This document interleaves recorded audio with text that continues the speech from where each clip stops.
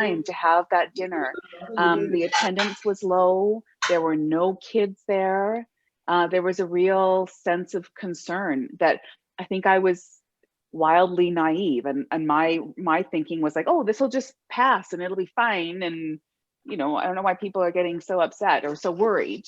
And I was so wrong. And the folks who were there, and the people who were concerned were so right. And so here we are, a year later. I mean, who would have thought that we'd be having this kind of a conversation via Zoom and, figuring out how to do things even now.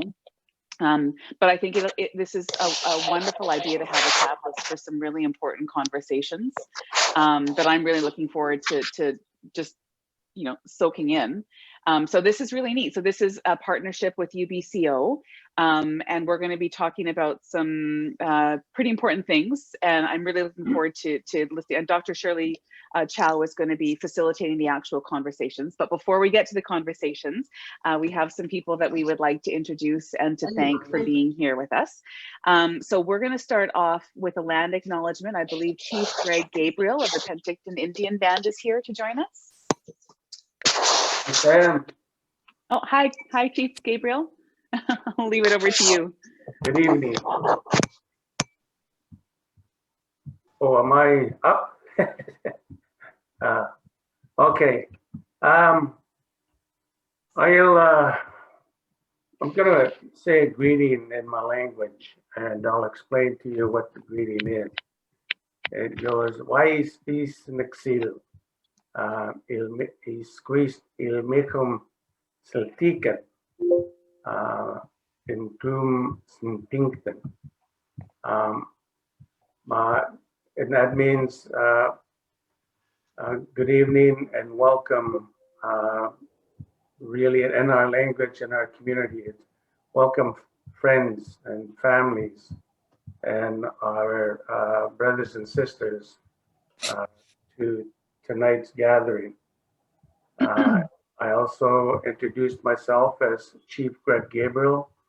My Silksian name is Sultikan, and I'm from St. Pinkton. St. Pinkton in our language means a place to live forever. And I welcome you all virtually to the unceded territory, the Silks unceded territory of the Okanagan Nation, which St. Pinkton is a part of. So welcome. I hope everyone has some good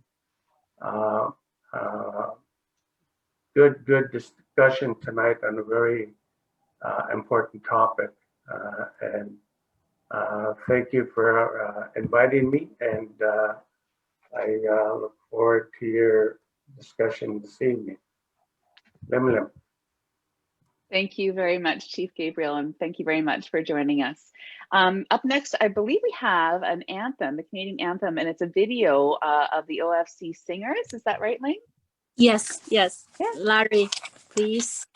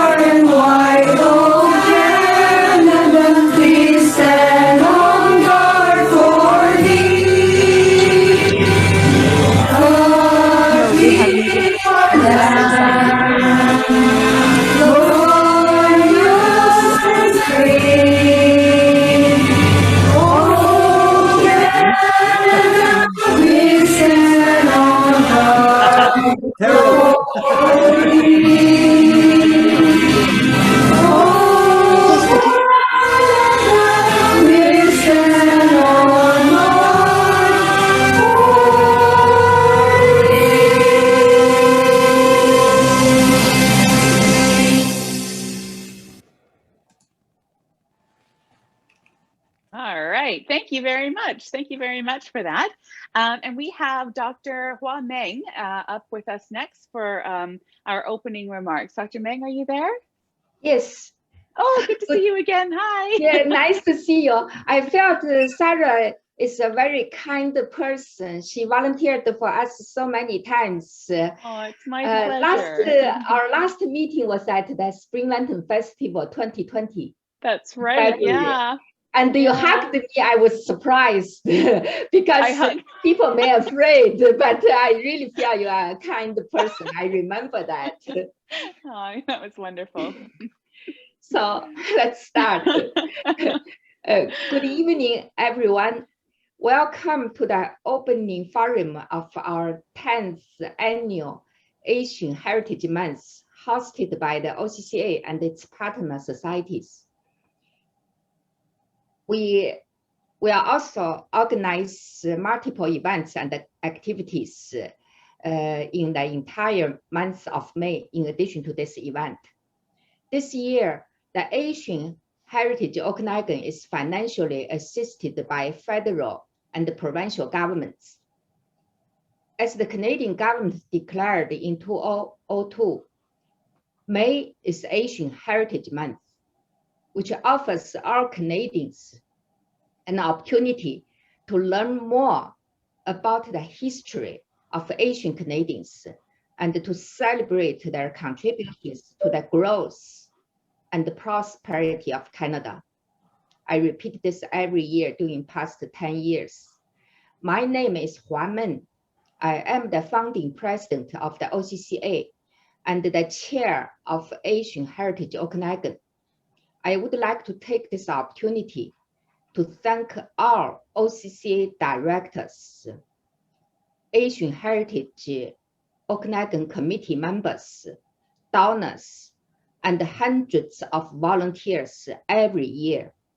They have been working hard through past 10 years, which made it possible to achieve the goal of Asian Heritage Month. I would like also to thank our guests tonight and hope all to learn from the discussion session and enjoy this evening. Thank you. Thank you very much, Dr. Meng. It's wonderful to see you again. We now have some opening remarks as well from some dignitaries. We're going to start with Dr. Ananya Mukherjee-Reed, who's the Provost and Vice President Academic of UBCO. And this is really neat that this is such a wonderful partnership. So thank you very much for joining us. I'll hand it over to you. Thank you, Sarah, for the kind introduction. Good evening, everyone, and welcome. I would like to acknowledge first that I'm joining you today from the traditional, ancestral, and unceded territory of the Syilx Okanagan Nation and their peoples. I'm so honored to be here for this 10th annual celebration of the Asian Heritage Month. As I reflect on this event, I feel so deeply grateful for the opportunity to listen, learn, share, and support one another during these challenging times. We are all troubled by the many crises in Canada and around the world, from this unprecedented rise of anti-Asian racism to the continued tragedy of the pandemic, and right now the devastating humanitarian crisis in India, which is also my home. While these do cast a long shadow on the Asian Heritage Month this year, I'm equally heartened and inspired by the many examples of communities coming together, raising their voices and offering support to one another within and across borders. Tomorrow is also the birthday of the first Asian Nobel laureate, Rabindranath Tagore, who is from the home state in India where I come from. He was a renowned poet, a creative artist, a philosopher, and an educator. And I want to share with you one thought from him, which is, you can't cross the ocean by staring at the water. And now that I look around us and see so many difficulties, we feel that we cannot stare at the water. We must all venture together to support one another, and we must do this all together. As you know, UBC Okanagan is also hosting several events throughout this month. These are inspired by our students and hosted by in collaboration with community partners like you. Our next event is called Chinese Voices in the Okanagan, a showcase.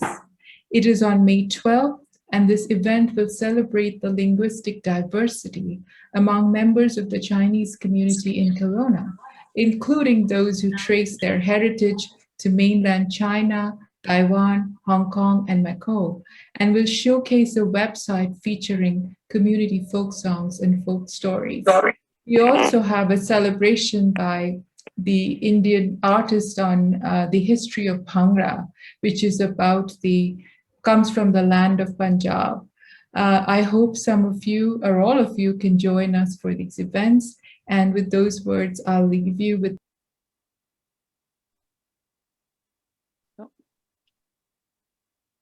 Oh, we missed the last couple things you had there. Sorry. Okay, don't worry. We just heard you said that with the last. Just the events. I was just talking about the events at UBC. Never mind. Just let's continue with your event. Thank you. It was only your last few words. Thank you very much, Dr. Mukherjee. I really appreciate it. Up next, we have Tracy Gray, the MP for Kelowna Lake Country. There you go. Well, good evening, everyone. Thank you very much, Sarah, and it is good to see you as well. The last time in person was, as you were saying, a February ago at the Parkinson Rec Center. So hopefully we will be back doing that again. It's an honor to be here with you today at your opening forum for Asian Heritage Okanagan. And I know that you have many wonderful events that you'll be hosting all month. And the federal theme for 2021 for Asian Heritage Month is recognition, resilience, and resolve. You know, this pandemic has brought out, in many ways, the best of our human spirit. And we've seen that in what I call the spirit of Kelowna Lake Country. You know, however, we have seen divisiveness, and there should be zero tolerance for anti-Asian discrimination and violence. Asian Canadians bring rich culture and history and passion to our communities, and of course here in Kelowna Lake Country. And even though this event is different than years past, I'm so happy that you're still able to do this opening forum. And I also want to thank the donors and volunteers and organizers. I know that a lot goes into making this happen and organizing it, including all of the technical elements that are involved when you're doing virtual events. And I look forward to seeing you all in person again, and especially enjoying your incredible cooking. So I'm looking forward to that. I do want to mention as well, sometimes not everyone's familiar with the services that our Member of Parliament office offers. And so I'll just let you know that, you know, we deal with anything related to Service Canada. If anyone would like a Canadian flag, please reach out to my office, and this would be for your home or your business. And also we do what are called parliamentary certificates. So if you know someone that has a very special milestone birthday coming up or anniversary, or if you know someone that's been a long-time volunteer in the community, please reach out to my office and we can do up a really wonderful and official parliamentary certificate. And so that's everything from me, and I just look forward to the discussion here this evening. Thank you. Thanks very much, Tracy Gray. That's Tracy Gray, the MP for Kelowna Lake Country. Up next, we have Norm Letnick, I believe, is here, the MLA for Kelowna Lake Country. Thank you, Sarah, and thank you to everybody at the OCCA for hosting another wonderful Asian Heritage Month. This is, I believe, number 10 for both of us, because I've been at all of them. Live with you, Sarah, last year, and hopefully live again in the months to come, for sure.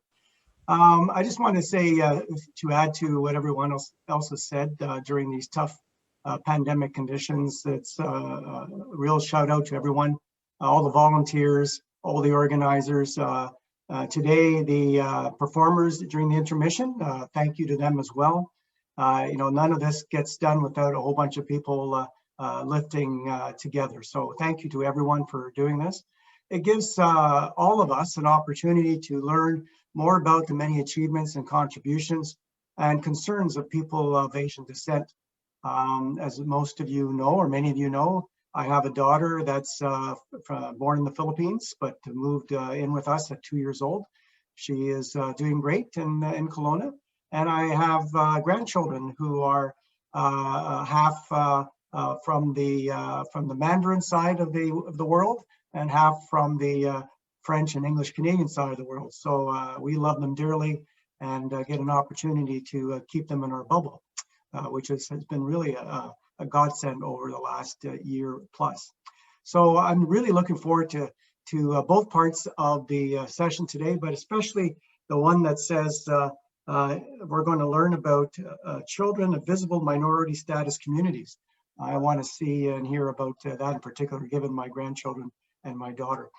So we have to continue to celebrate our Asian heritage to make sure that the general public understands where people of Asian heritage come from and how much they're contributing to our country and our province and our communities. There's no room, obviously, for racism and discrimination of any kind. We've been seeing a little more of that during COVID.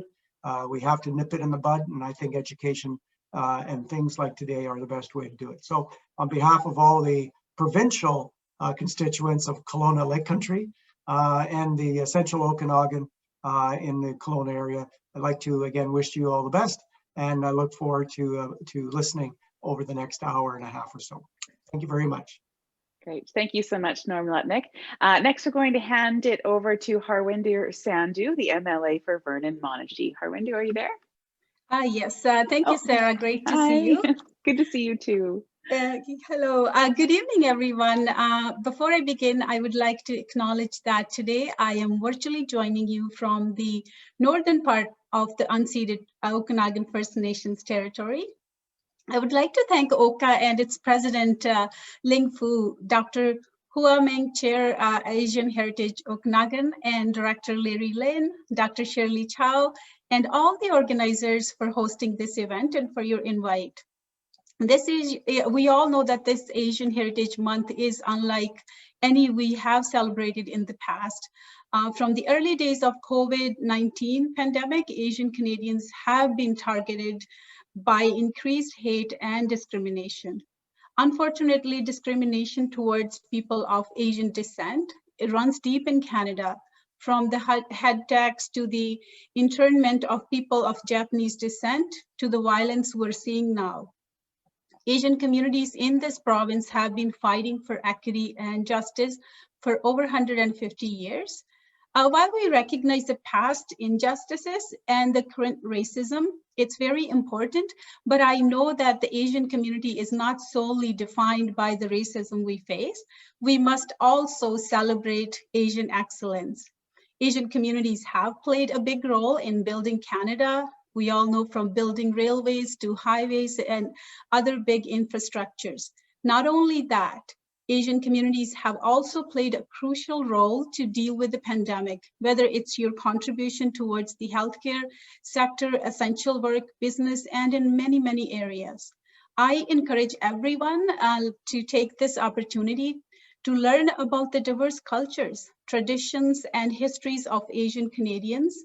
We need to stand stronger and we need to stand together, and let's reflect on our biases and our privileges so we can demonstrate through our words and actions that we are all committed to building a truly anti-racist society in Canada.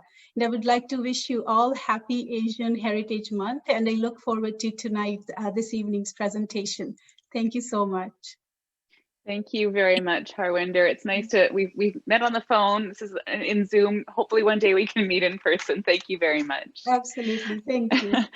Up next, Mayor Colin Bazran was not able to join us in person, but I understand he's passed along a greeting via video. Is that right, Ling? Yes. Oh, yes, Larry.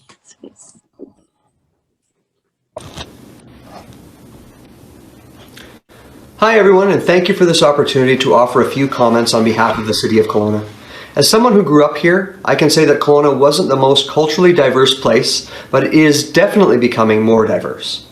One of the City Council's main priorities is to make Kelowna a welcoming and inclusive community. We want people from all corners of the world and different walks of life to be able to find their place here in Kelowna. That's important to us because we know we are a much stronger and united community when we include and celebrate other cultures. Of course, the past year has challenged this ideal. Along with the COVID pandemic, we've seen a parallel pandemic of anti-Asian sentiment and assaults in British Columbia and around the world. The polarizing effects of the pandemic and the health orders have brought out the best in people, and they have brought out the worst in some. We know that some people in our community hold racist and extremist views. Unfortunately, this is the case in communities across Canada. It is disturbing to know these kinds of views still exist in this day and age. But we take hope in knowing the overwhelming majority of Kelowna residents know these abhorrent voices represent a small fringe in contrast to the many thousands of people who believe in inclusion, diversity, and civility. As community leaders, we need to provide opportunities to showcase our cultural diversity and give people the opportunity to demonstrate our inclusive nature to those who would divide us. While some of the city's cultural programs are on hold as we get through the pandemic, our city is more committed than ever to funding, organizing, and celebrating multiculturalism in the years ahead. That's what our residents told us they want during the Imagine Kelowna Community Vision Initiative. So continuing to build that strong, diverse community is where we're focusing our energies. Thank you to Dr. Meng for the opportunity to offer these thoughts on diversity and specifically on the Asian experience. I hope you all enjoy the discussion and thoughts brought forward in this evening's forum. All right, so without further ado, let's get down to the meat of our conversation. And the reason we're all here is to have some important conversations. I understand that Dr. Shirley Chow, Associate Professor at UBCO, is going to be facilitating the conversation. So thank you very much. I'm going to step back and look forward to hearing the conversation. Thank you very much. Thank you very much, Sarah, and good evening, everyone. My name is Shirley Chow. I'm an Associate Professor at the School of Social Work at UBC Okanagan campus, and I am the moderator for 2 discussion panels tonight. And I would like to begin, though, with respectfully acknowledging that the land on which I live, work, and study is the ancestral, traditional, and unceded territory of the Syilx people. So welcome to everyone, and thank you for being with us at the 10th OCCA event for Asian Heritage Month. And so this year's program of events begins with this beautiful welcome from Chief Greg Gabriel of the Penticton Indian Band and words of well wishers from our community leaders from Kelowna to Vernon. Their words of well wishes and anticipated success and celebration of Asian heritage are important as words of strength, kindness, and goodwill can restore balance and healing and give flight for hope to soar so that more healing can occur for those who need it, and affirm to those in the position to take action to support others in the community to heal. Words of encouragement and genuine good intentions have incredible power to unite people and communities when written, spoken, and heard. Can you hear me okay? Okay, all right. And so I want to thank Ms. Ling Fu, the president, and Dr. Hua Meng, administrator of the Okanagan Chinese Canadian Association, for their organizing efforts to hold this year's Asian Heritage Month event, and for inviting me to be a part of the opening forum. So my job tonight is to facilitate discussions with speakers on 2 separate panels. We will begin with the first topic on the meaning of Asian Heritage Month during the COVID-19 pandemic from the perspective of Asian Canadians in the Okanagan. After the intermission, we will resume discussion on the second topic of heritage learning and children of visible minority status communities. So for both discussions, just so you know how we're going to do all of this, is that I will introduce each speaker with a short bio, and then we'll have the speakers begin with sharing their perspectives and thoughts related to the topic at hand. They will get to speak for only 5 minutes, and I will be giving them the signal, and they all know the signal, when they have 1 minute left. When they're all done speaking, then we will convene, and I will be looking at the questions that people may be posting or will post in the chat box. For those of you who are unfamiliar with Zoom, I'd like you to take a look at the bottom of the screen. You will see that there is a chat bubble. You can type in your questions, and what will happen is someone is going to help monitor that, and I will try to monitor that as well, so that we will then be able to bring the questions forward for the speakers to answer. Okay, and after that, we will, hopefully have a really interesting conversation involving the audience. So, are my speakers for the first panel ready? Okay, so I'm going to begin then by sharing my screen for those who are entering in just now. So the first topic is on the meaning of Asian Heritage Month during the COVID-19 pandemic, the perspectives of Asian Canadians in the Okanagan. And the speakers this evening is Dr. Kyung Yoon, Mr. Dean Uechi, Ms. Joy Wang, and Ms. Arnie Theroux. And I'm going to give their bios now. So this is a time for you to take your deep breath, speakers, because you will be on very soon. So Dr. Kyung Yoon is a professor over at UBCO. He teaches in the cultural studies, and he lives in Kelowna with his wife, Jin, and 7-year-old son, Dao.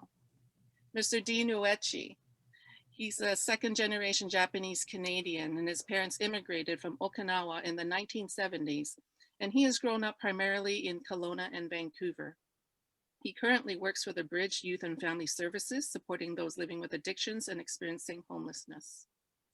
Ms. Joy Wang is a Chinese Canadian born in Beijing. She is currently a university student and will be graduating with her bachelor's degree of science in biology this spring. She has been living in Canada full-time since she was 4 years old, and she'll be 20 this year. So she has been in Canada for 16 years, almost her entire life. And last but not least is Ms. Arnie Theroux. Recently, Ms. Theroux has graduated from the University of British Columbia with a major in gender and women's studies and a specialization in anthropology. Further, in pursuing her education, she'll be continuing her Bachelor of Education at UBC in hopes to enhance the learning experiences and recognize inequalities within classroom settings. She migrated from Singapore at the age of 16 and assimilated into a Canadian classroom setting was a displacing experience for her. Moreover, being a woman of color, further allowed the exclusion of her ideas, presence, and knowledge within certain spaces of classroom settings. As a South Indian immigrant woman, she hopes to share her personal experiences and lived realities of racism and discrimination she has endured. She thinks it is crucial for the younger generations to feel heard and acknowledged. So with that, the 4 speakers, we will begin with Dr. Kyung Yoon to share his perspectives and thoughts on the meaning of Asian Heritage Month during the COVID pandemic. Okay, thank you for the introduction. I would like to share my personal stories about how I have learned to be Asian Canadian. I was born and raised in South Korea, which is an ethnically homogeneous country, especially compared to Canada. So before leaving South Korea for my graduate studies overseas in my late 20s, I had a very limited exposure to other ethnic and cultural groups. Literally, I had not spoken with any non-Korean ethnic person until my mid-20s, I think. So thankfully, my experiences in the Okanagan and in Canada have allowed me to rethink who I am. From my first day in the Okanagan in 2008, I was often reminded that I'm different from the majority of people in this region and country. For example, when I went to Tim Hortons for coffee, some people asked me where I was from, and what made me come to Canada. So this happened like several times here and there in my early days in the Okanagan. This question might have been a friendly gesture for them, but this question gave me an impression that I might not belong here, regardless of my effort to be Canadian. So when I look myself in the mirror every morning, those days, I had to realize that I'm a person of color and immigrant, which is different from the majority of my neighbors and colleagues. For first few years in the Okanagan, I was a bit frustrated, to be honest, because I had to explain myself to others, and on many occasions, I had to explain why and how I was different from them. So in response to the challenging question of who I am and how to be Canadian, initially I thought that I may have to reduce my difference in order to smoothly integrate into this new home country and community. For example, I tried to reduce my Asian accent in my spoken English. However, I also realized that different cultural legacies and influences are actually what Canada is. I became aware that my difference is not something I have to reduce or remove, but something I can share with other Canadians. I feel that I still have a lot to learn to be Canadian, but also I have a lot to share with other Canadians. With the interaction with culturally diverse people, I became aware that histories of previous migrants and of course indigenous people have made this country. I know there is a concern that the social crisis like the COVID-19 pandemic may marginalize Asian Canadians even more than before and further divide. This crisis would further divide the society between the dominant group and ethnic minorities. To overcome these challenges, I feel that it is important for us Asian Canadians to share our histories and experiences with other Canadians.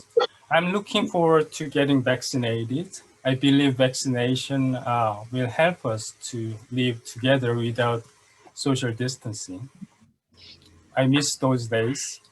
I also believe that we can live harmoniously by understanding our differences through mutual learning. So I would like to conclude my talk by saying that the Asian Heritage Month is even more important than before in this time of COVID-19. That's it for me. Thank you. Thank you very much. My next speaker is Mr. Dean Uechi. Mr. Dean Uechi is a second generation Japanese Canadian. And I already done the bio, so I'm doing it again. But Dean, are you there? It's your turn.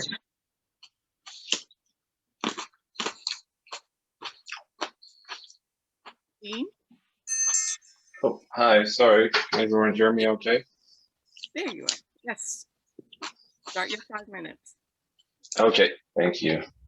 So first off, I want to start by saying I'm a lot more nervous than I thought I would be, so I apologize if I stutter or go over or speak too fast. But in any case, with regards to the meaning of Asian Heritage Month during the pandemic, I think it boils down to the fact that the pandemic has affected Asian Canadians in a different way than other Canadians. And I can't stress enough that I don't mean that others haven't had their own struggles during this pandemic, but that Asian Canadians have had an unbelievable increase in Asian-directed hate crimes that correlate with the pandemic we're currently in.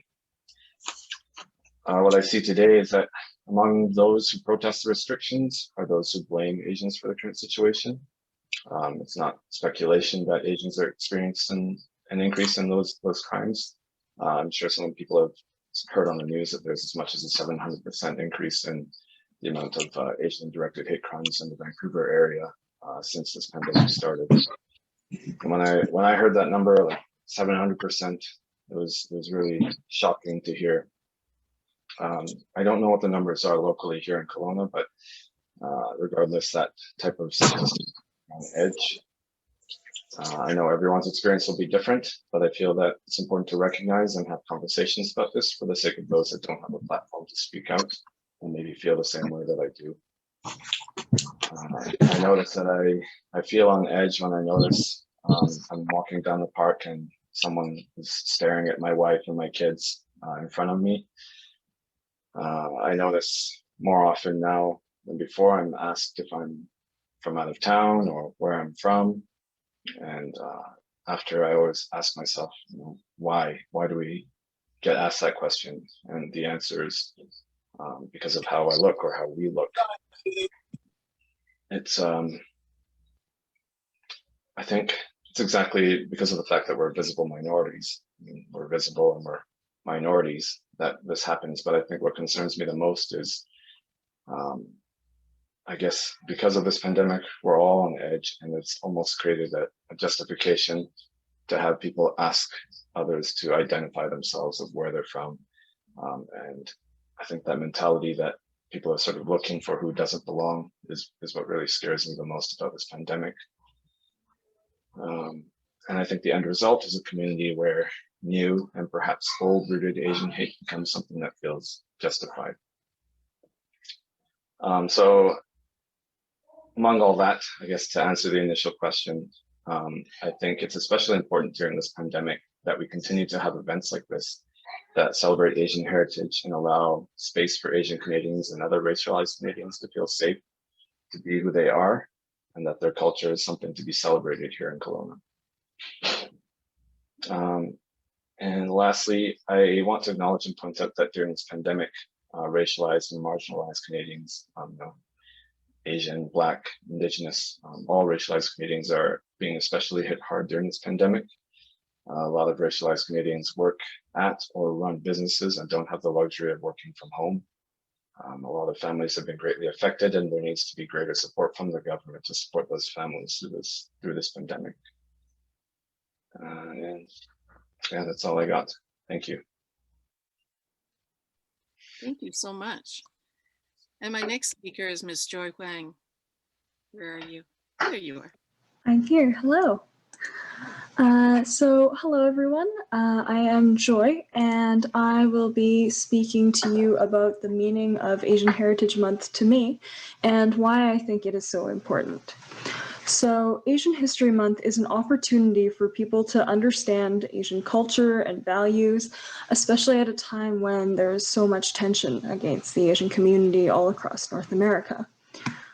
The spreading of misinformation about the virus and the harmful stereotyping of all Asians as, you know, bat-eating COVID carriers, and the purposefully aimed terminology like China virus has started to dig into the very fabric of communities, which are supposed to be built on trust and mutual support. It's the Asian Heritage Month Zoom, and that they're hosting. There's like a beast amount of people on it. Sorry, can you unmute, or sorry, not unmute, mute. Thank you. So yeah, this has dug into the very fabric of communities, and many Asian Canadians who have lived their entire lives in and for this country, making connections in their communities and making differences for the well-being of others, are now facing discrimination. We get verbally harassed on the street just for existing. People we've never met before speak to us through thinly veiled insults, and we live in fear of going outside excessively in case we become the focus of the next violent news story. This needs to stop. Asian Canadians are just as Canadian as everyone else, and we deserve to live in Canada, our home, as much as everyone else does. I think hate comes from misinformation and a lack of understanding. So I think by refusing to truly understand others and judging them based on labels, stereotypes, and prejudices, people are able to separate others from themselves and somehow see them as not human. Sometimes we can forget the fact that we are all people living on this earth with emotions, goals, family, and friends. And that's why Asian Heritage Month is so important, because maybe by seeing and understanding and accepting each other's differences, more people can come to realize that all of us Canadians are more similar than we are different, despite the color of our skin or the languages we speak. We all want to become friends with others in our community, and we all want to live in a safe and happy environment with our families. We all want to be involved and make a difference when our communities are in need. So, for example, near the start of the pandemic spread to Canada, the Penticton Regional Hospital was in short supply of personal protective equipment for hospital workers to safely carry out their work. In light of this issue, 20 families from the Asian community in the South Okanagan worked together to raise $3,800 worth of donations. Even families who did not have extra funds to spare pitched in to help frontline hospital workers, as these workers are the ones protecting our community. The donations were used to purchase 500 masks, 140 face shields, 5 protective gowns, and an intubation protective shield, which were donated to the Penticton Regional Hospital and used in the emergency room, the departments of cardiology, endoscopy, long-term care, and in the hospital kitchen. When the hospital no longer needed any more equipment donations, the remainder of the fundraised money was spent preparing meals for frontline hospital workers during Chinese New Year. We wanted to share with others the value of giving, which is at the core of the Chinese New Year tradition. The volunteers preparing this event, including my mother, individually packaged 570 boxes of food to ensure safe distribution to 190 hospital workers. So the reason I say all this is to show that with our actions, we Asian Canadians continue to try to prove that we view everyone else as members of our community whom we want to help and support, especially in this time of need. All we ask is that you see us in the same way. Dividing us does not solve our problem. We must work together and support each other in order to fight against this COVID-19 pandemic. Thank you, everyone. Thank you. And last but not least, Arnie Theroux. Where are you, Arnie? Hi, good evening, everyone. Thank you so much for having me here. I would like to begin by acknowledging the Indigenous peoples of all the lands that we are on today. I acknowledge that I am on the traditional unceded territories of the Semiahmoo First Nation and the broader territory of the Coast Salish peoples. While we are meeting today on a virtual platform, I would also like to take a moment to acknowledge the importance of the lands which we all call home. We do this to reaffirm our commitment and responsibility in improving relationships between nations and to improve our own understanding of local Indigenous peoples and their cultures. I will be speaking on topics 1 and topics 2 as well. Just like mentioned in my bio previously, I am Arnie Thirunavikarsu and my pronouns are she and her. I migrated to Canada at the age of 16. And to me, I think that it's really important to even have Asian Heritage Month, as it's a safe space for people and adults and children to embrace, learn, and understand different cultures, customs, and ways of life. I also think that it's really important to have a collective archive of lived realities and experiences and to hear the different perspectives from a multicultural society. This also would be able to raise inclusion and diversity, which I think is really missing in a lot of, in certain societies. Also, in relation to what Asian Heritage Month could mean during the COVID-19 pandemic, I know we are all behind a screen and it's a little bit unsettling as our lives have been turned upside down. But hopefully with this, we're able to create a community that not only allows visible minorities to connect, but to also learn and understand from one another, especially during these tough times. I also think that it's really important to acknowledge the racism that is prevalent within Canada, not only towards visible minorities, but towards Indigenous communities. I also think that having this Heritage Month is really important for children. I think that the future generation is they need to be educated and they need to be able and confident to embrace their heritage, their roots, and their culture. And as one who works with kids and children and is going into education, I see a lot of children who are afraid and ashamed sometimes of their own culture. I myself was actually ashamed of my own culture when I first moved here. I went to high school in White Rock, which is in White Rock, as I said earlier. And I felt a little bit unsettled, displaced. I wasn't very welcomed. And that itself, I think, speaks to a larger problem that we have, which is exclusion in classroom settings. And I think that through this, hopefully children can feel more comfortable to be a part of their heritage and of their culture. So for instance, incorporating ethnic crafts, lessons, different foods is a visible attempt of how we could create a more inclusive society.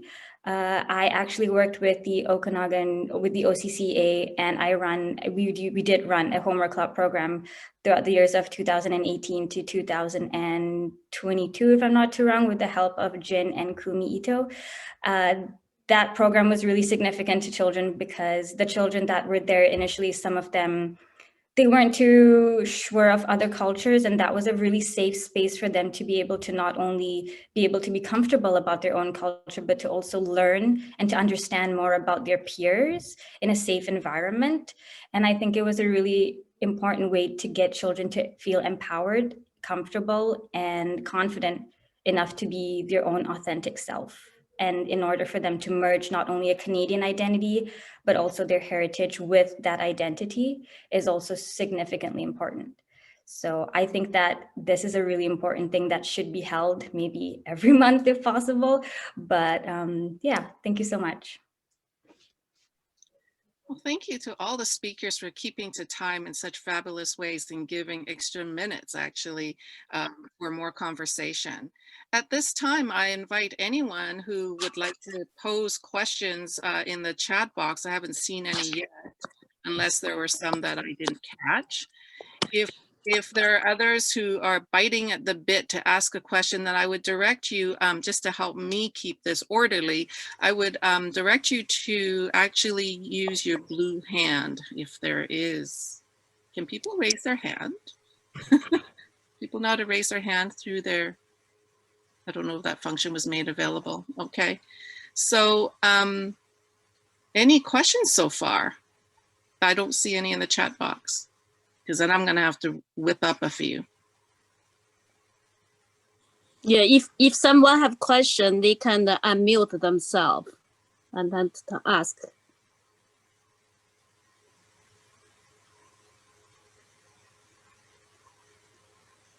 So under the bottom of the screen, if you want to raise your hand. Oh, let's see here.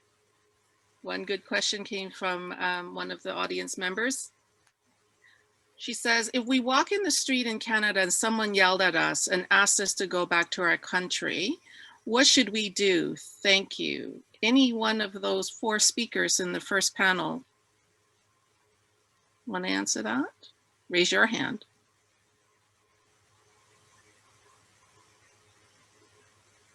Unmute yourself. I could maybe put in my input. So I actually haven't experienced this sort of situation yet during the COVID pandemic.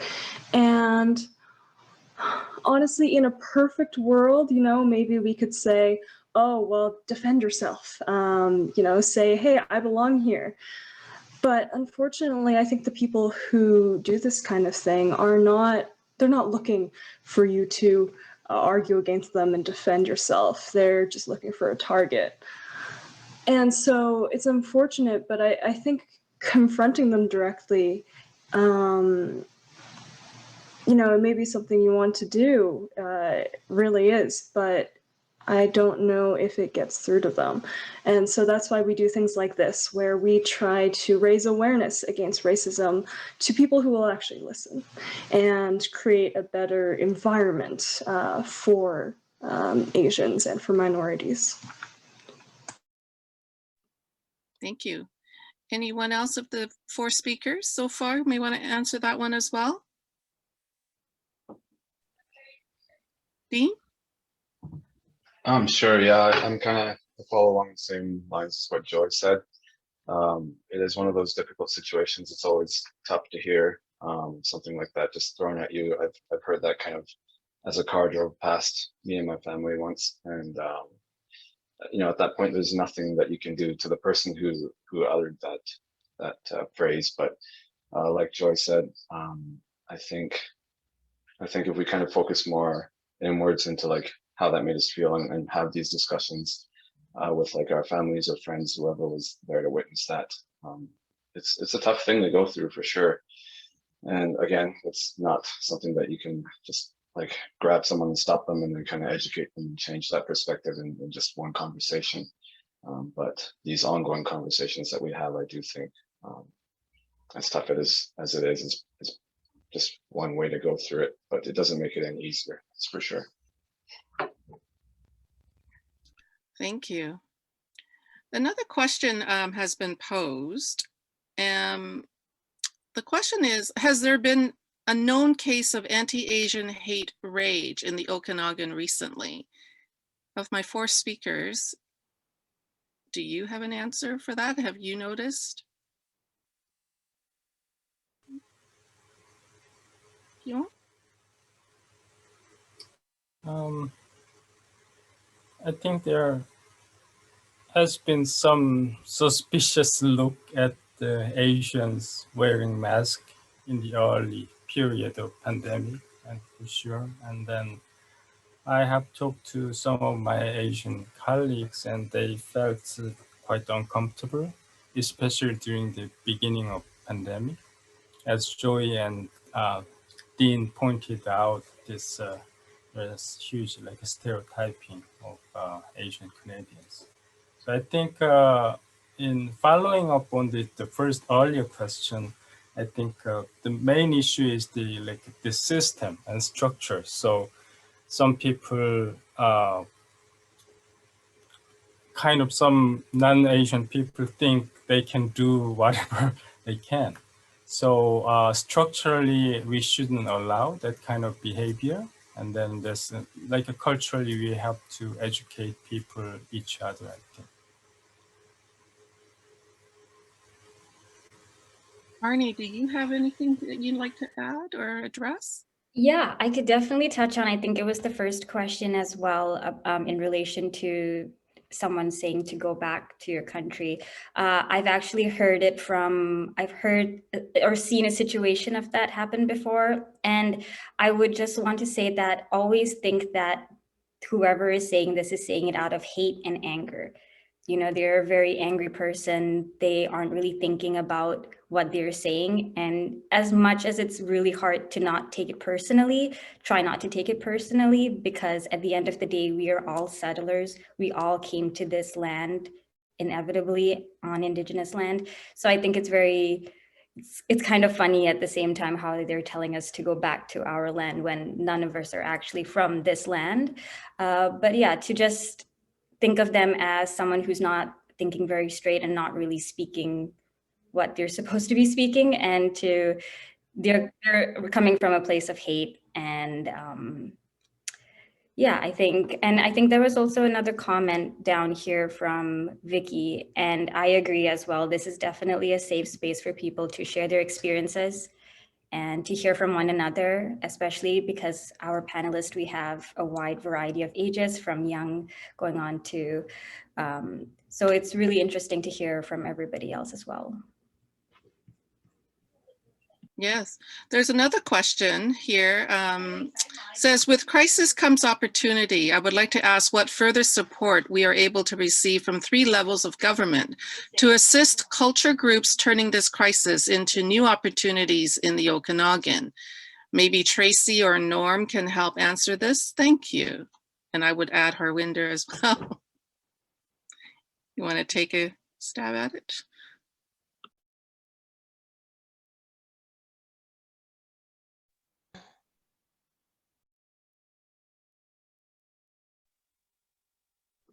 Tracy, Norm. I think I'm unmuted now. There we go. There you are. Thank you very much. No, you're absolutely right. There's a couple of things.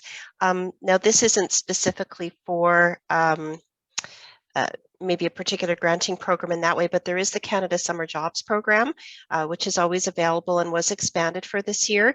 And I know that, you know, as an MP, there's different, there's a very small percentage of grading that an MP can give, and what I put in there was small business and not-for-profits, and not-for-profits do cover a lot of different groups.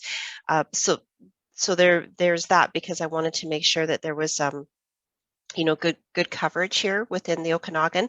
But in particular with this time, you're absolutely right. I think that there's a lot more that we can do. You know, most of the government programs have been, of course, for people that have been out of work, and for businesses. And we also pushed to have not-for-profits be included in a lot of those programs, which they weren't initially.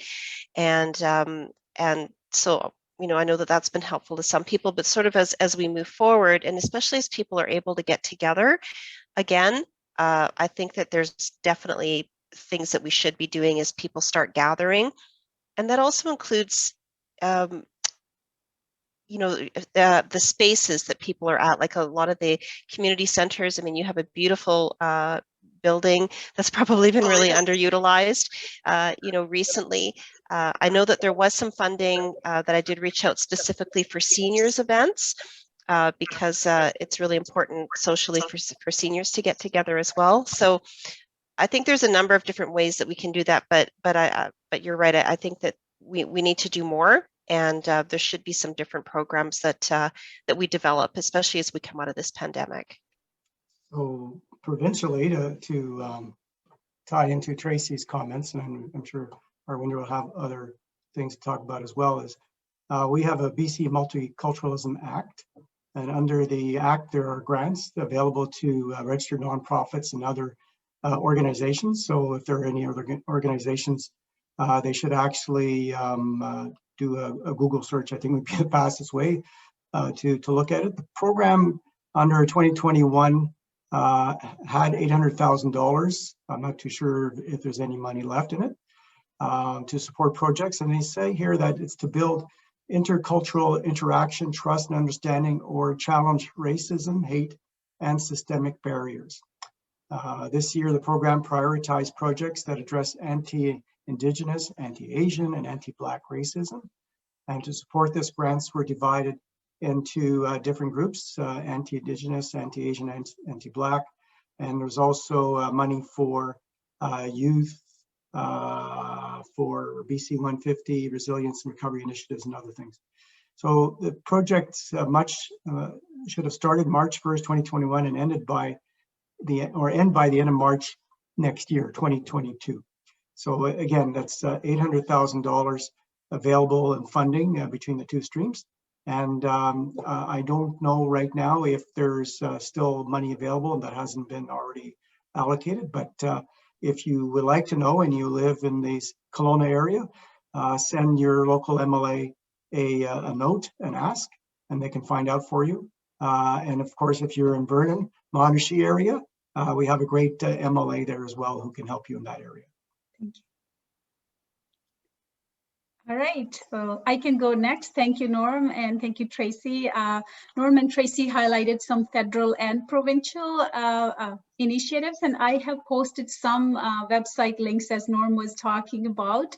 And under the government link, there is also a website, www.resiliencebc.ca. There are some resources there, and the money that Norm mentioned. And we are also, I want to highlight that BC government is also, you know, the legislation that we're introducing, the anti-racism, and we're also revising the Police Act, which is quite outdated and needed to do that. So we have a special committee formed on that. So members, MLAs from all parties, from BC Liberals, BC NDP, and BC Green Party. We all sit on there. It's very non-partisan committee.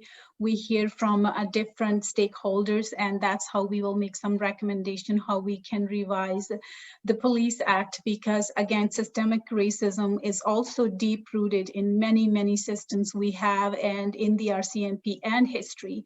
So as far as the other, if you need more information about the grants and some programs or for initiatives for schools, I will also post my office's email here. So please contact us, because we do have many, many initiatives that we have in place, and we're also actively hearing from people how can we improve in order to deal with the deeply rooted systemic racism that created many barriers. I myself I am an immigrant, and I come from South Asian heritage, so I have personally lived, and even in this role, to somewhat face that, not somewhat, regularly face racism and a stereotype and whatnot. So I will be happy to assist, and our office will be happy to assist you with any information. So I will put in my email in the chat box as well.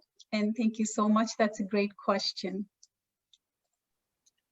Thank you very much for that. Now we have 5 minutes left or so. So systemic racism is so common that it becomes like it's invisible most of the time, but it's felt for those who experience it.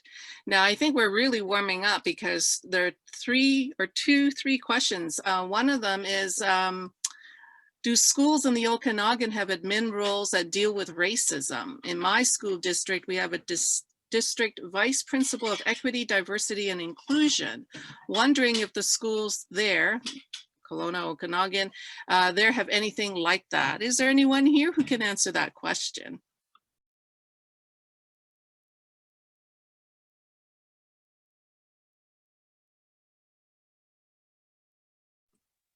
No?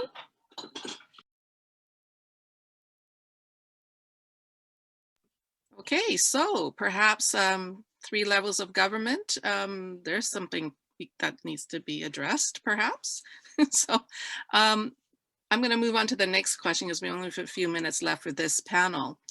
There is a question directly for Arnie.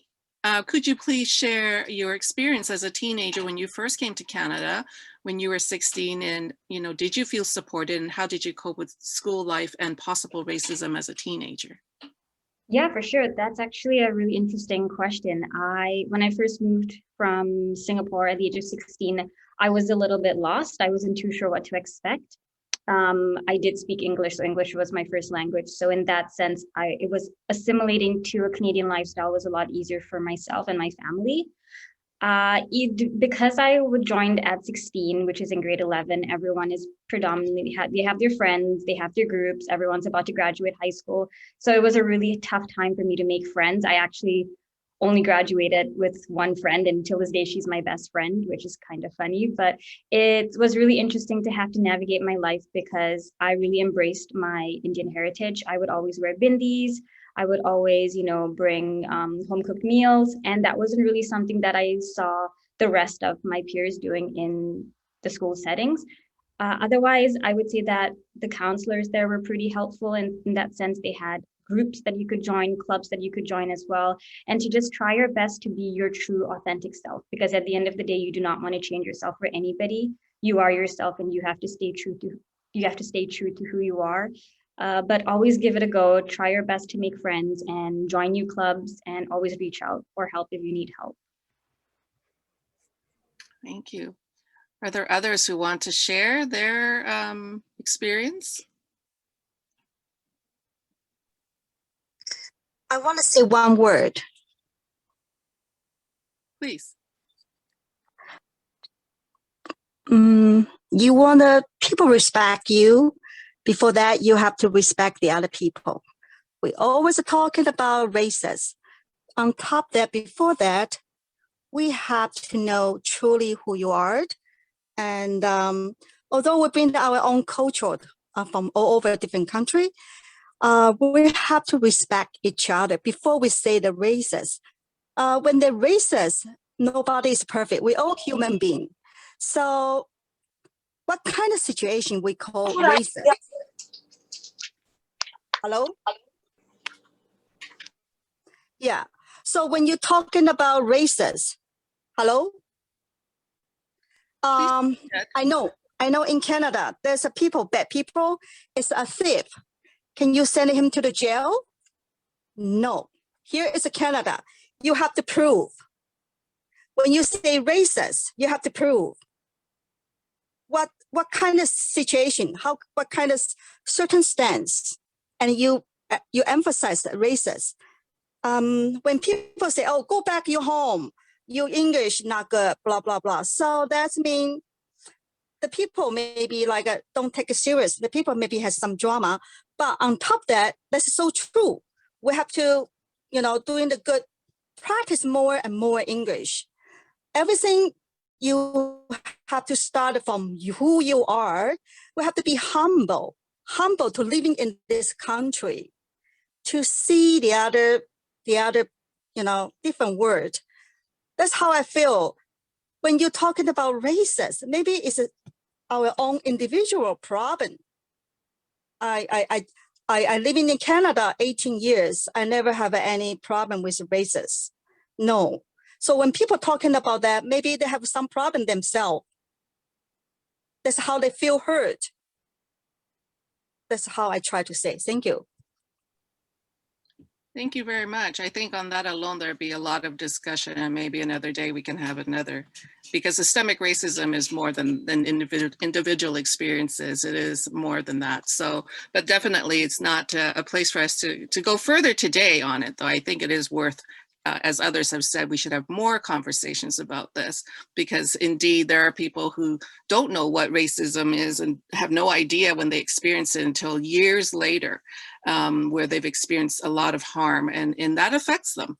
And so it's an interesting point that you're raising. So we are now at 1 minute left towards the end of this panel. I see that there's one more hand up. Sorry, I'm trying to keep the time. So, but Jody, we've got no time. I'm wondering if there's something else we could do. Could you put your question in? I don't know if there's a comment, because we have to keep tight time, because the organizers have organized things very tightly. So to make sure everything goes through smoothly. Organizers, what would you like to do? It's okay. I can make it super short. I just wanted to give some comments about the last speaker, what she said, because rather than thinking it is an individual problem, I don't think we cannot, to be honest, personally, this is just personal opinion, I don't want to deny the actual assistance. We shouldn't. Rather than more thinking like it could be a problem issue, like a personal issue, I would say, why don't we just, when people feel it that way, like they are being treated like a racist, and we should recognize it, and then we should not deny it based on, oh, this is probably because your feeling, your problem, your self-esteem, or your feelings, and then even that is a feeling, we shouldn't try to deny it first. And I think we should respect that. And thank you for telling people like they need to take the record or provide the proof. But I think if it's for children, it's a little bit hard.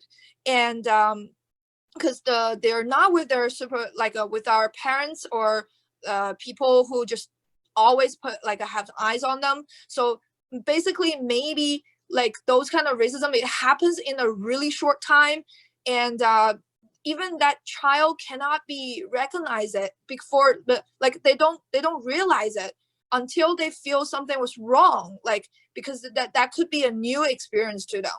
So I don't feel comfortable with her last comment about it could be a personal, well, yes, it could be, but look at the 2080 rules, or we don't encourage people to think, oh, that must be you. Oh, it's more like, it's, to me, it's like I could think like that way, like half a years ago, but now I don't feel like that. I think it's pretty a little bit even for me. I think the old me is pretty arrogant to think, oh, that must be your feeling or your problem, and I don't feel it that way or something like that. It's not. It's like sounds like a blaming people get raped. Says, oh, why don't you wear such a less pieces on your body and you attract people, and then why you go to a bar, why you party all the time, and it's like instead of blaming themselves, we should recognize their actual feelings. That's it. Thank you so much. Well, our time is up now for intermission, so please stay because we also, after the intermission, we also have another panel of discussions here. I want to thank you, everybody, at this moment, and I hope to see everybody back. Great. I'm going to Thank turn it you. over to Ling now. Thank you. Thank you. Thank you, Dr. Chow. I think we have an intermission, like you said. We've got a video. Is that right, Ling? Yeah? Yeah. Yes. This is Yama Baiko Taiko. They've been around since 2003, saying they've been performing throughout the interior in the Okanagan. They say they consist of taiko enthusiasts who want to spread the love of Japanese drumming. And today they have a song called Doko Kara, and it's composed by Yuta Kato. They say they hope to see us once they can perform live. So I guess we'll have a look.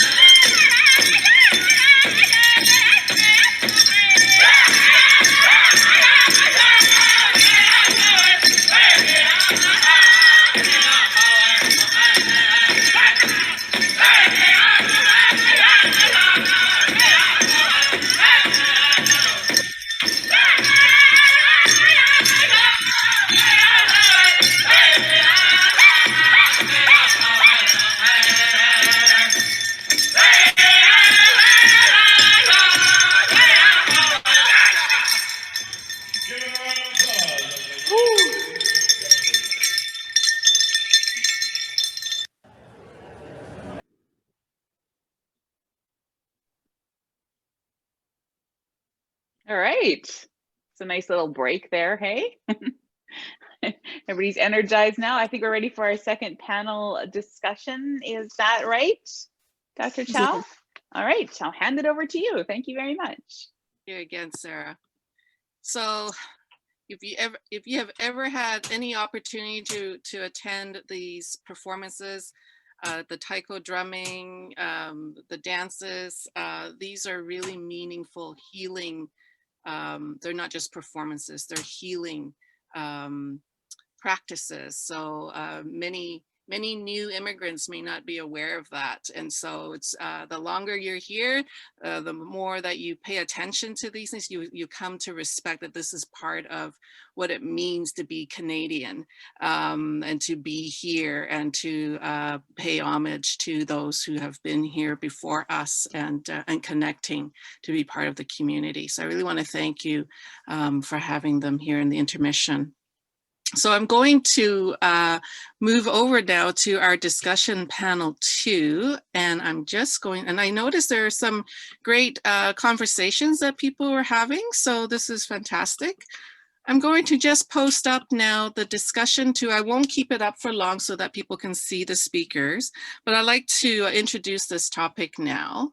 So here we go. So discussion 2 is on heritage learning and children of visible minority status communities. And our speakers are Ms. Joy Huang, who has spoken in the first panel, as well as Ms. Arnie Theroux. And we also have now Lady Dia Kabunda and Mr. Dinuechi, who also spoke in the first panel, and Mrs. Bella Furman-Mockford, and last but not least, Dr. Wayne Lai. So I'm going to stop sharing the screen so you can see this. And so I'm going to introduce, now I've already introduced several of the speakers earlier, so I'm going to now move into introducing the others. I don't know if we have new people here. But Ms. Joy Huang is, as many of you if you've paid attention to what she was saying earlier, you will know that she is a student from the University of Alberta. She's graduating with her biology degree. She's a major in science. And so she spoke quite eloquently earlier. And then we also have Ms. Arnie Theroux, who also spoke, and she's a graduate from UBCO, and she also has a degree in anthropology, and she's going to be moving into getting an education degree. And she also shared much of her experience as to what it was like to come as a teenager, and her experiences of racism or challenges of being who she, belonging, a sense of belonging. And so she shared quite a bit as well. And then we also have Dinuechi, who also spoke of his experience and concerns of what it's been like to be here during the COVID pandemic and the anti-Asian racism, and having bear witness and been a victim of, slurs. And he works as a addictions counselor over at the British Youth and Family Services. I also want to introduce you now to Ms. Lady Dia. And Lady Dia is a Lozi woman from Barotseland, Western Province of Zambia. She is a co-founder and director for communication for the Africa Ubuntu Association Okanagan. She's a matron of the House of Hope and the Melody in Kinfolk Nation. A mother and UBCO graduate majoring in Indigenous Studies, her works are to connect communities of kindred spirits by creating spaces with art. We also have Mrs. Bella Furman-Mockford. Mrs. Mockford holds a Bachelor of Science in Chemistry and arrived in Prince George, Canada in 1995 as a live-in caregiver for 3.5 years. She went back to school and took up nursing aid and pharmacy tech as she wanted to work mostly with aging seniors. That's close to her heart and be a part of the community. She volunteered at Prince George Hospital and Kelowna General Hospital and different organizations in her spare time, aside from her hectic schedules. She co-organized the Filipino Canadians Chair for St. Pius X and Corpus Christi churches when she moved to Kelowna in 2005. And she was also invited to other churches like Trail, Nelson, Oliver, Penticton, and Summerland. Volunteered as a fundraiser for the community, and currently she is the president of the Okanagan Filipino Canadian Society and a committee member of the Asian Heritage Okanagan. And last but not least is Dr. Wayne Lai. He's our sixth speaker for the second panel. And Dr. Wayne Lai and family immigrated from Taiwan in 1988 and has attended school, high school and university in British Columbia. In 2003, he relocated to USA with his wife and Erin for further medical training in internal medicine at Seton Hall University, New Jersey, and neurologist sleep medicine training at Case Western Reserve University at the University Hospital of Cleveland. After completing his residency, he first moved to Arkansas, where he had a practice for 4.5 years before returning back to BC in 2011 and settled in Kelowna with his wife and 2 lovely children, Christian and Trinity. He is currently a practicing neurologist and sleep specialist. Oh, this is going to be a fun time for you during the pandemic. He is currently the medical director for Trank Sleep Care and Trank Sleep Institute. He is also involved in medical school education and is a clinical assistant professor at UBC. He is actively engaged in clinical research with BCIT, Interior Health, UBC, UFC, and private enterprise. I want to welcome all of the speakers and welcome new people who may have joined. Thank you so much. We're going to begin with the first speaker is going to be Ms. Joy Huang to speak to this topic of heritage language learning and children of visible minority communities. Where are you? I am right here. So thank you, Dr. There Chow. you are. Thank you. Yeah, Hello again, everyone. Once again, my name is Joy. And as Dr. Chow mentioned earlier, I have lived in Canada for most of my life since I was about 4 years old, and I've grown up here. So I'm glad to have the chance to speak to everyone here today about my personal experiences as someone who's tried to reject my Asian culture and identity for most of my childhood. I was born in Beijing, China, and I have been permanently living in Canada since I was about 4 years old. The life that I've lived in the 16 years since then have completely changed me as a person, and I am sad to admit that to this day, I still struggle with identifying myself as Chinese and as Asian. When I first heard about Asian people being harassed on the street by strangers because of the COVID pandemic, I thought about what I would do if I should come across a similar situation. My first instinct would have been to say, I actually haven't been to China. I'm pretty much completely Canadian. And with that, I imagined that the harasser would hear my accentless voice and move on with their day. Now, first of all, that scenario that I had imagined had an unrealistically optimistic resolution. But second of all, that statement about not having been to China is a complete lie, and it equates to saying I am not Chinese. So why is it that my instinct is to reject my Chinese identity instead of defending myself and saying we Chinese Canadians deserve to live in this country just as much as everyone else? Well, the mindset that I have is the result of a defense mechanism I had started to build from a young age, which for a very long time I thought was necessary in order to survive while growing up in Canada. I don't think I'm the only one who has experienced this. In fact, it's likely that most young first generation and even second generation immigrants have experienced something similar. I had been bullied in grade 3, and perhaps that made me realize the consequences of being an outcast, but that was only a very small part of what caused me to reject my culture. In truth, it was due to the buildup of small things, the constant reinforcement that there was something wrong with being different, and that is so much worse.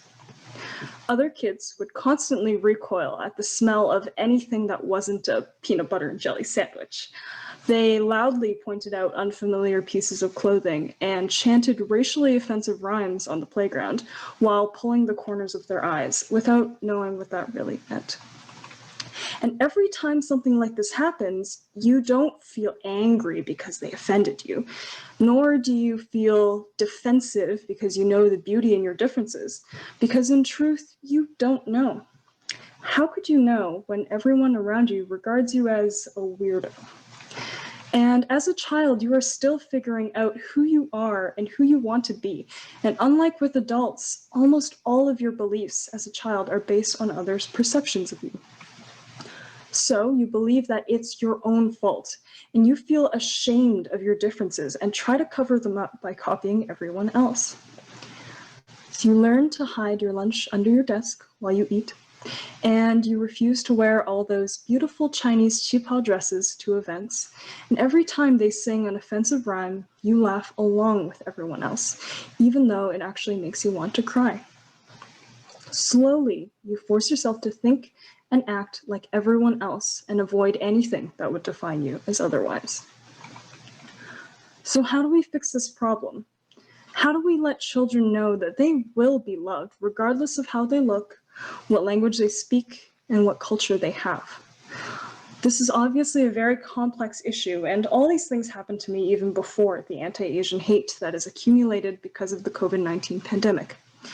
Asian discrimination in school is likely worse now than it has ever been in the last 20 years, and Asian kids need support and change more than ever. We may not be able to immediately make a difference, but I think we start with the adults. We need adults who can understand and appreciate many different cultures, and we need them to teach kids about the beauty in the differences between people and cultures. Those children will then be more inclusive and have more positive curiosity about others. They will be less likely to unknowingly apply harmful labels to other children. It may take a while, but I sincerely hope that one day children will no longer have the same types of experiences that I had to endure growing up, and they can be confident in themselves and love their culture. So thank you, everyone. Thanks very much for that. So my next speaker is Arnie. Yeah, so just going off, I've had a lot of experience working with children, and with that being said, like I said earlier, the one thing that I really notice is that children are very uncomfortable with sharing who they actually are sometimes unless they're in a safe environment. And with that being said, based on my personal experiences of migrating and joining a Canadian classroom setting, I wore bindis. I used to wear ethnic clothing and merge it with a Western sort of clothing. So I had like a ethnic Western. Sorry if you can hear my dog barking in the background. There's other dogs walking by and he gets really excited at this hour. But I used to try to merge both of my identities together, but yet I still felt like I was getting stares. I was still felt to be seen as the other and as the outsider, not one to be seen as like a full true Canadian. So with that, I really think it's really important for children to be told that it is okay to be who you are and to embrace your culture and your heritage. I think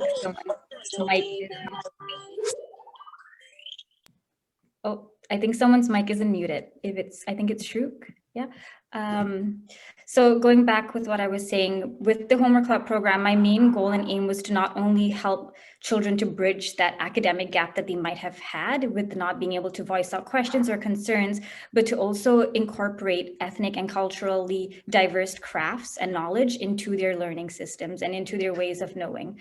So I tried my best to, incorporate. So each week we would have a little craft at the end of our program. And with that, we would either do Chinese, we did Chinese calligraphy ones, we did Mehndi, we did, there's so many crafts that we did, which I think was really good. And the kids actually enjoyed it. They had fun. So they were learning in a very fun and inclusive environment, which I think is really important as well.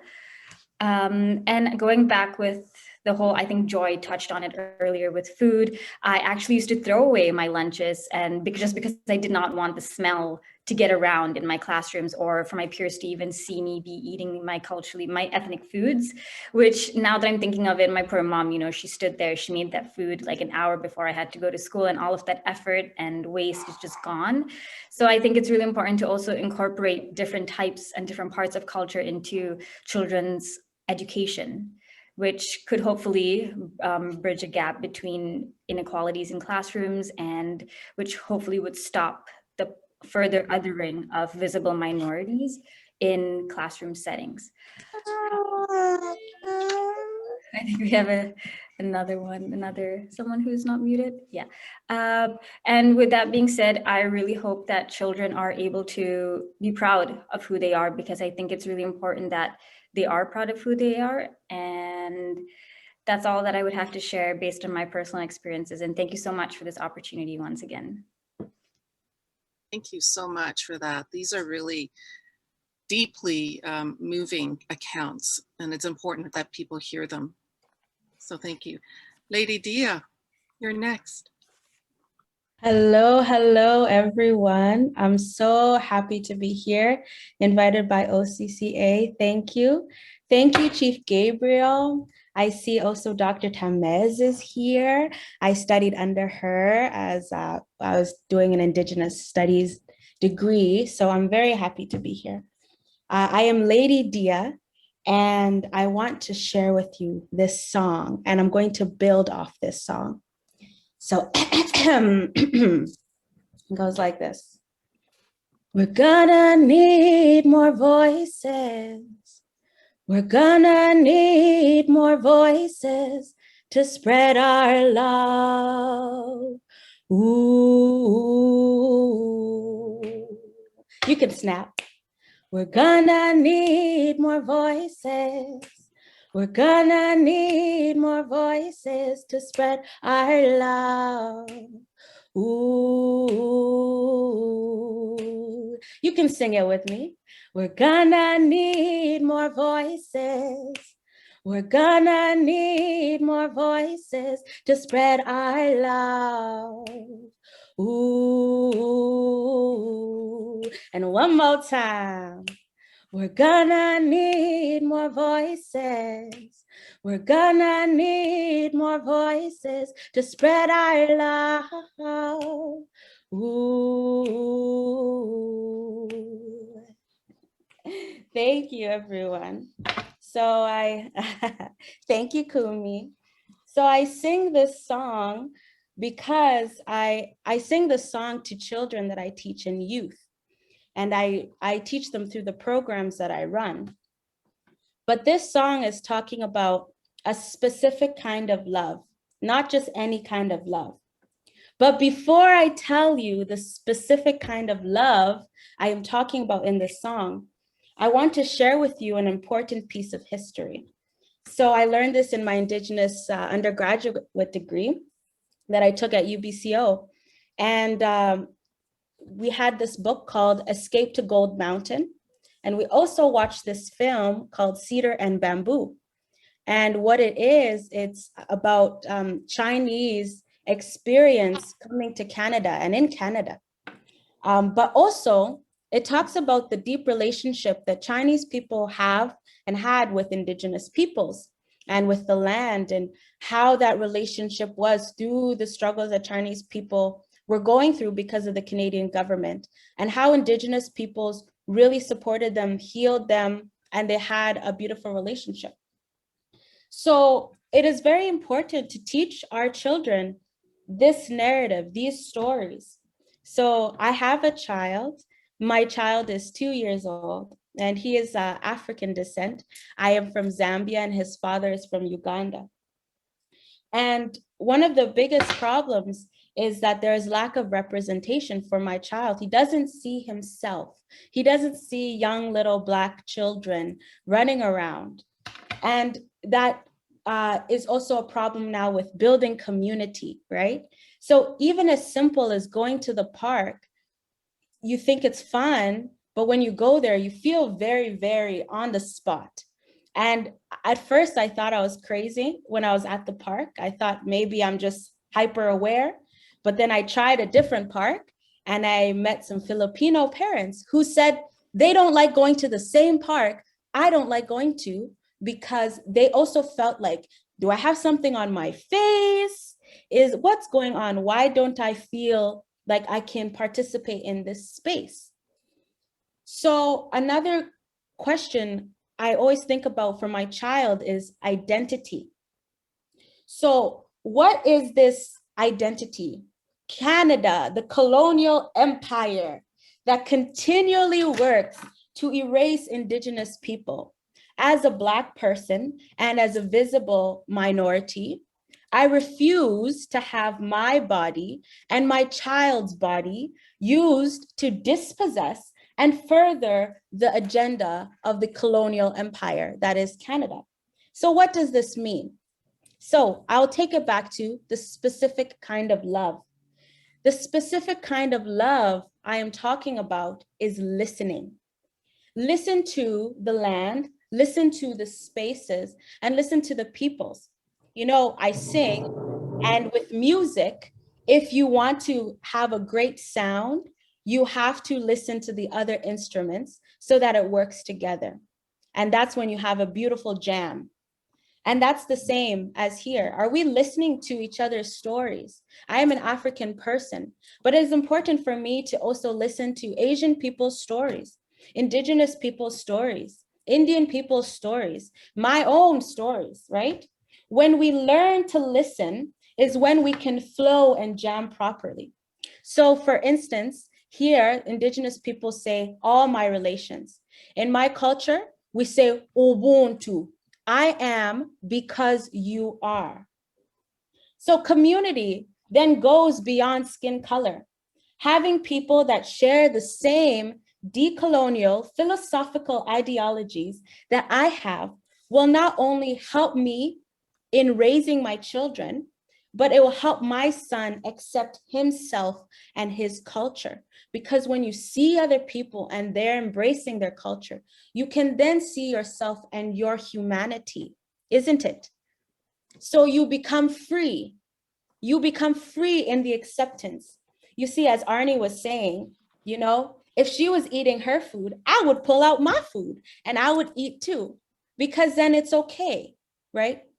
So when you listen to other stories, you also free yourself. So are we listening? And what I do is I create spaces for that listening, for that sharing of community through the arts and through different means, right? Through different community engagements. So that is what I think about raising children in spaces like this. And even with the youth, I work with youth, different youth, and basically you see that they struggle when they don't accept themselves. But again, listening to stories, you see, it's what helps you embrace yourself, what makes you stand strong and say, my focus is not now trying to teach racist people how they should treat me.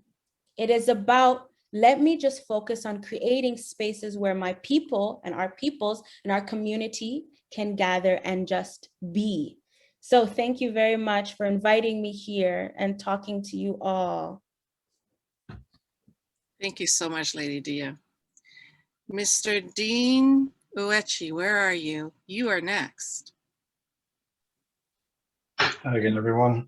Can everyone hear me okay? Geez, first of all, thank you, Lady Dia and Arnie and Joy for sharing your stories and speaking.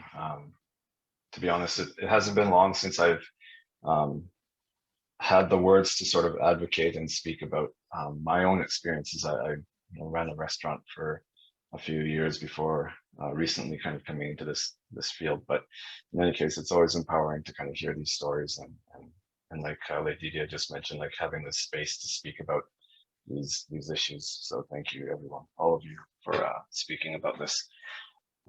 In terms of the question, let me pull that up.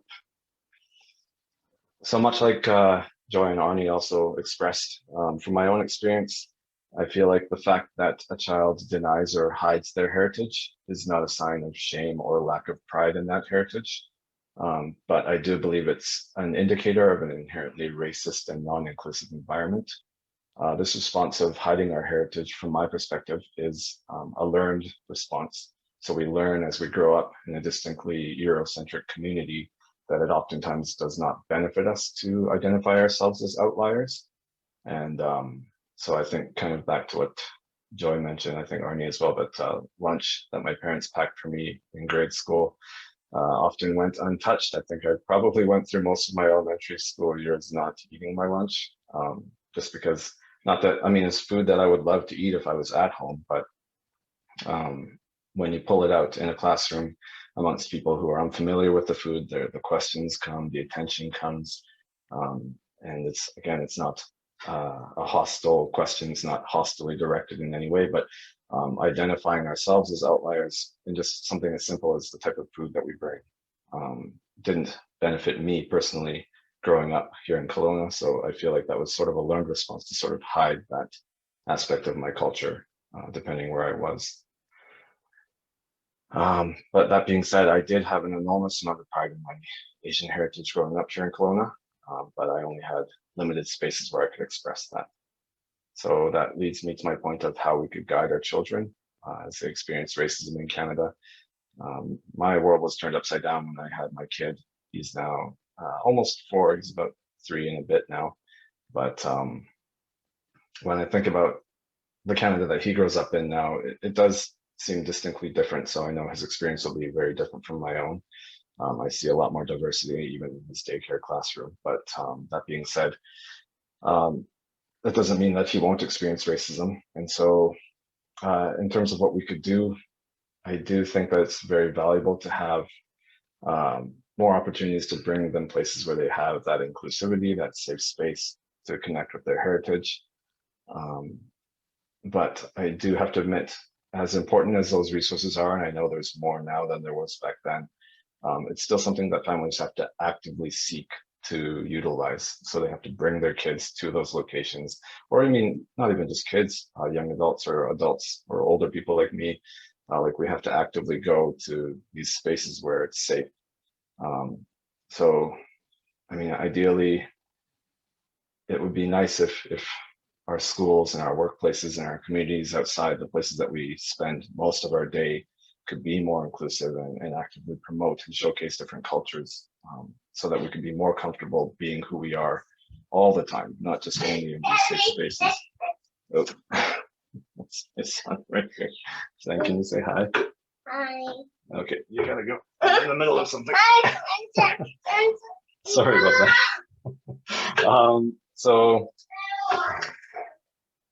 I think another important thing that we can do as parents is to advocate for racial equality and have conversations that foster a more inclusive community. I think events exactly like the one that we are all participating in today is one way we could do this.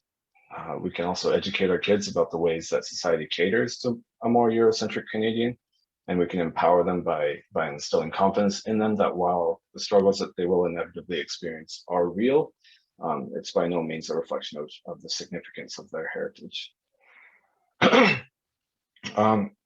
And as they grow older, I hope that with that, they'll be empowered to keep their heads up and hold an understanding that multiple cultures that they carry on their backs are actually valuable.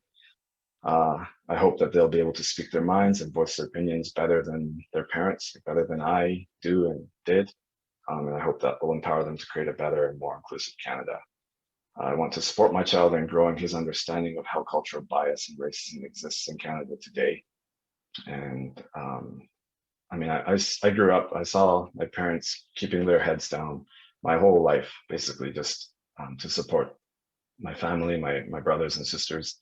And I'm so grateful to them for what they did, but I see now that I'm able to be here today and speak about this and keep my head up for the sake of the next generation. And so I hope that will lead more to an inclusive Kelowna. Yeah, that's what I got. Thanks for listening. Thank you. And the next speaker is Mrs. Bella Mockford. Hello, Bella. Bella? Hello. Hi, you have your 5 minutes on the stage. Okay, yes, sorry for being late. And yeah, I appreciate everything all the speakers have said. Though I was late because of the emergency, I'm coping up. Okay, my turn. It's when my adult children first arrived in Canada in 2001 and went back to school afterwards, there's fear and confusion, and how would it turn out? It's a culture shock. Especially for my daughter, on her first day of class, she only stayed 20 minutes on her first class because nobody wants to talk to her nor approach her. She phoned me to pick her up, but I persuaded her to stay, and we then talked to her professor and introduce her that she just arrived in Canada. And this is her stepping stone to get involved in the community and to learn about Canada's history and to the different cultures that were involved and were in. Took her 4 months to learn the hard way, but she knew it right then, she belongs here. With her 20 years in Canada, she learned to accept, learn to respect. So she can be available to the community wherever, whenever she may be. It's the fear and confusion that runs through their minds, even at early childhood to growing up, indicates that these children often hide or deny their heritage, especially on visible minorities. The fear that they won't be accepted in the community, the embarrassment, the feelings of being set aside and no one to talk with, being judged or criticized, then created ignorance and hatred. Eventually, this confusion transforms into bullying or racism that leads to avoid social interactions. As parents, it's a huge responsibility to make them understand, demonstrate, guide them with remarkable acceptance and with good attitude towards a nurturing conversation with the assurance that they will have relatively normal lives. You have to have a lot of patience, a good listener, and always be prepared to whatever circumstances arise. As the saying goes, children starts their lesson at home. Also, parent needs to be educated so you can have the proper tool to educate your children. The good interactions and explanations you have to be equipped and start to meditate and find ways to find a society or build a society that includes all people of different races have an equal footing. We had to explain to our children that history, culture, and social values are especially important to us. Whatever races they would be, to become involved in different cultures and adopting them with self-esteem. We had the Canadian Multiculturalism Act of 1988. It's fundamental to our belief that all citizens are equal, can take pride in their ancestry, and have sense of belonging. Thank you. Thank you very much for that heartfelt sharing. The next speaker is Dr. Wayne Lai. Thank you, Dr. Chow and Asian Heritage Month for inviting me to participate and share my personal experience as a first-generation immigrant, as a son, as a father of 2 American-born children who grew up in Canada. And it's certainly an eye-opener for me to hear from Joyce, Aaron, on their perspective of being immigrants and being a child of a minority in the Canadian society. I would like to particularly share my personal thoughts and experiences on the topic of what we can do as an Asian parent to encourage and facilitate our next generation to identify with their heritage. And the sharing is more sort to reflect on the question of why children of visible minorities often deny or hide their heritage. What can I do or we do as a parent to deal with the situation and guide them? In attempt to tackle this question, personally, I would like to share 2 questions that I have learned over the year and that I have constantly reminded myself of. And the first one is, am I looking at things from their perspective and embracing their culture as well? Secondly is that if I have too high of expectations, if one feels that for children to embrace their heritage means that they look at things with the same perspective we do things the way we do, live the life the way that we do, then they would never be meeting our expectations. We as an Asian parent often use what's typically seen as an authoritarian parenting style. Immersed in the philosophy, which in my opinion has to do with emphasis on respecting for authority, devotion to parents, emotional restraint, and importance of education. Please do not get me wrong, I value respect and to this day, and I see it as a very important thing to have. However, I do constantly remind myself that respect should not be demanded just because of someone's being more senior, someone with social status, with someone in the authoritative positions. Moreover, our culture often to overemphasize on the culture of respect and neglect the importance of emotional closeness between parents and the children. We often to emphasize on the father being the provider, the authority figure, and the role model, and neglect the affection one can have being the father towards our children. I remember one time that I was driving my son home from a basketball practice. Then we start talking about some ideas, or he started talking about some ideas that I completely disagree. So I started pointing out why his logic is completely flawed and how wrong his ideas are. And since my son is a teenager, he started to rebuke and argue with me. As one can expect, that conversation did not go well at all.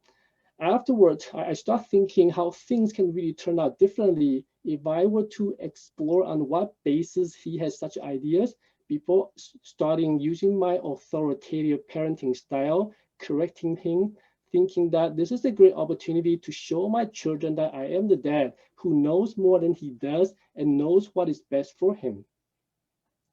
In our Asian culture, my personal opinion is that we often show our love for our children through sacrifice. My parents come to Canada, sacrificing everything they have so that we can have a better opportunities. My dad works 2 jobs in a restaurant, often until midnight every day. My mom works as a salon shop so that they can provide for us. There's nothing wrong with give and sacrifice. However, I do feel that many Asian children have overwhelming sense of needing to be better because of all the sacrifice made by the parents for them, especially for the first generation immigrants. It can be invariably become the burden and the reason of why they are not liking the culture and their heritage. Admittedly, I can't recall how many times I have told my children that they need to do better and try harder because we have worked so hard and sacrificed so much for them. Children definitely need an authoritative figure.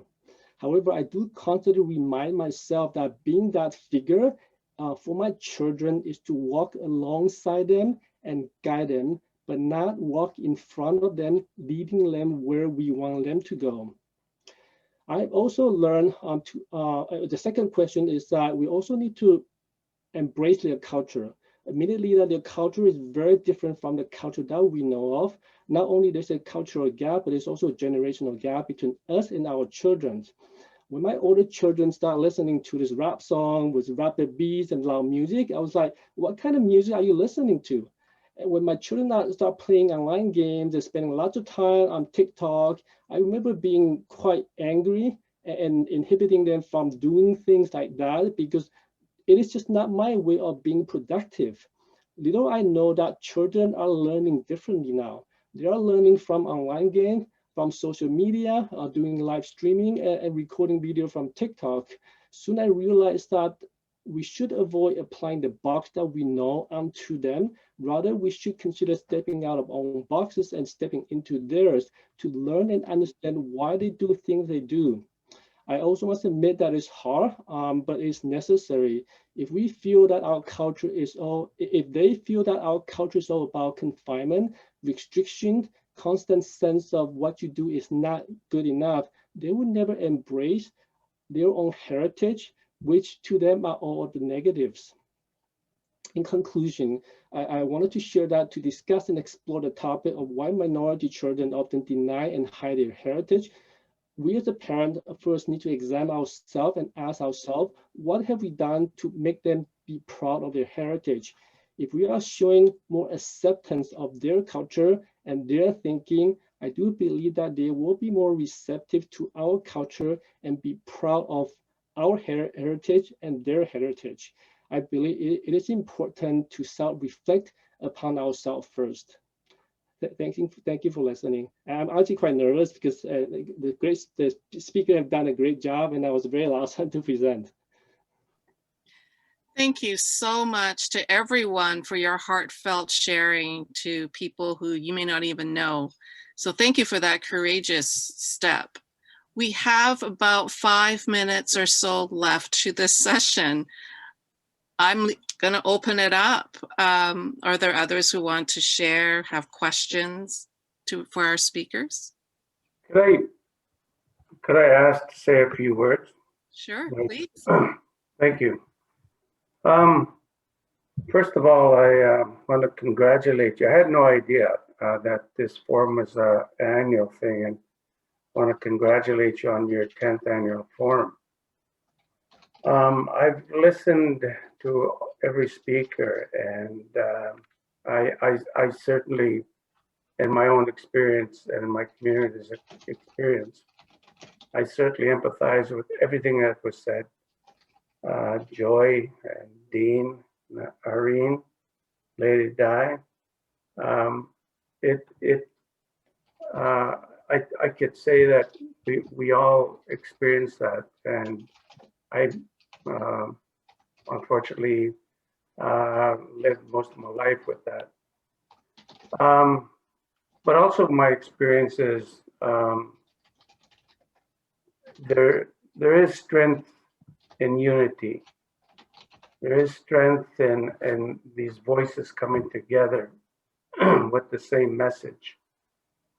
And it is sad. It's so sad that this ugliness has come out and raised this ugly head. My fear, and I'm always recognize who watches me and who looks up to me, and I fear for my grandchildren. My children are adults now, but it's my grandchildren. And when things like this happen, I need to speak up. My experience also, the Okanagan Nation is it is comprised of 7 member bands, 7 communities. We also include one of our relatives who live across the border, the Colville tribe. We also include them within our nation, even though the border's there. So that'll make it 8. And if there's an issue, especially when it comes to racism, we come together and we meet it head on. We don't let people just continue on with that ugliness. It's got to be dealt with because it impacts our children. And I hear, I've been hearing that tonight. The biggest thing that at least in my experience, that I use is educating the people that are in those situations of authority, if you will. We've met with the city of Penticton, we've met with the Rotary, we've met with the school district, and we educate them about the impacts of racism. And they need to take that back into their constituents, into their places of employment, and start educating each other on how this ugliness impacts all of us. And it needs to stop. So and that's the message I want to leave, is there is strength in unity. There is strength in all the voices that need to come together to say no. Enough is enough. And if you don't, it's true that silence is acceptance, and you can't have that. Thank you. Thank you so much, Chief Gabriel. We are 3 minutes to time. Are there any other last pieces? It sounds to me we need to have more, absolutely, and I'm hearing this from everyone. And this is something we could certainly move forward as a community, as a collective, in connecting. These are very heartfelt words that people are sharing tonight. Anybody else would like to ask questions of the speakers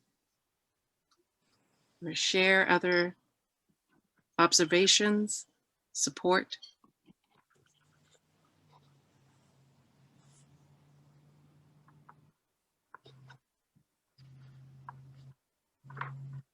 Harwinder, please.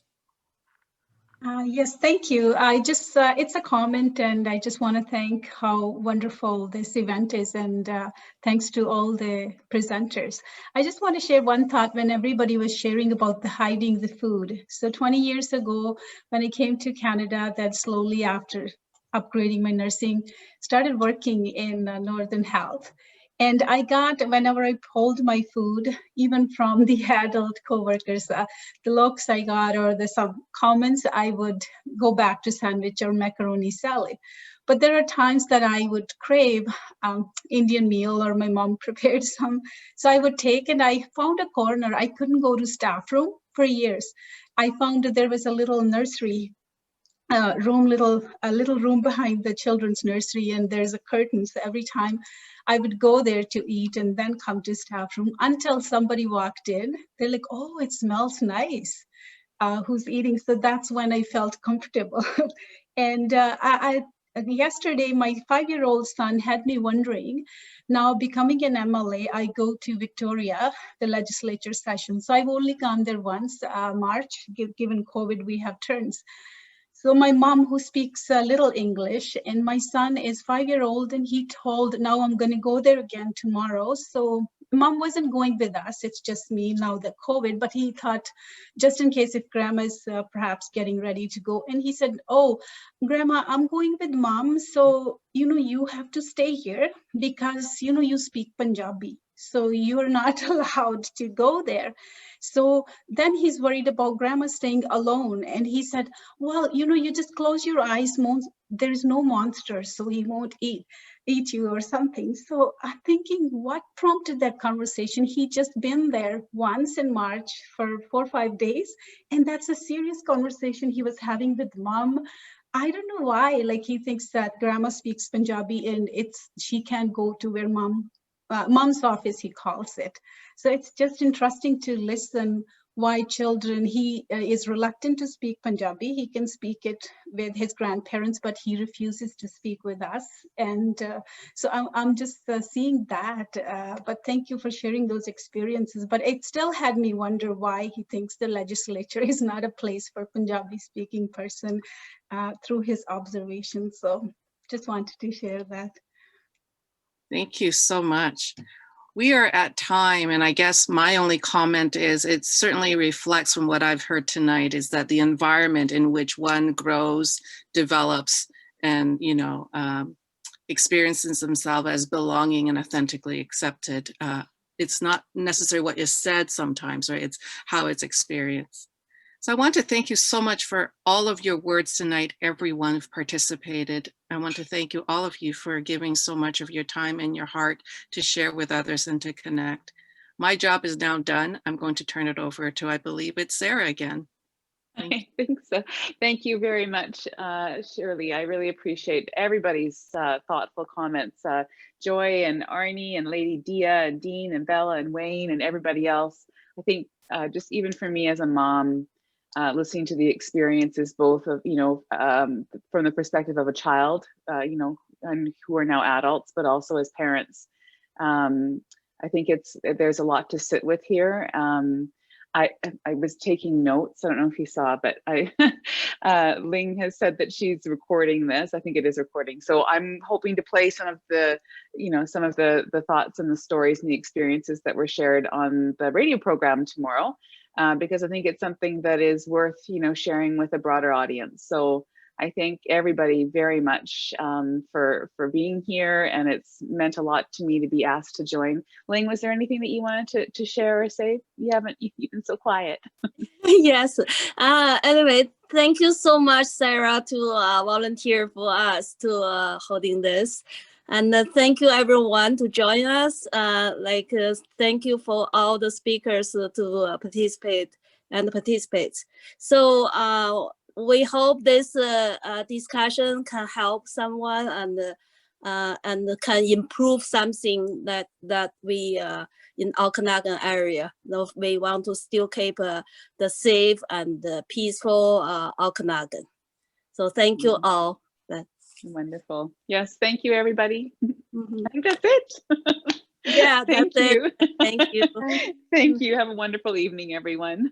Bye. Thank you. Have a good night. Bye. Good night, Bye. everybody. Thanks again.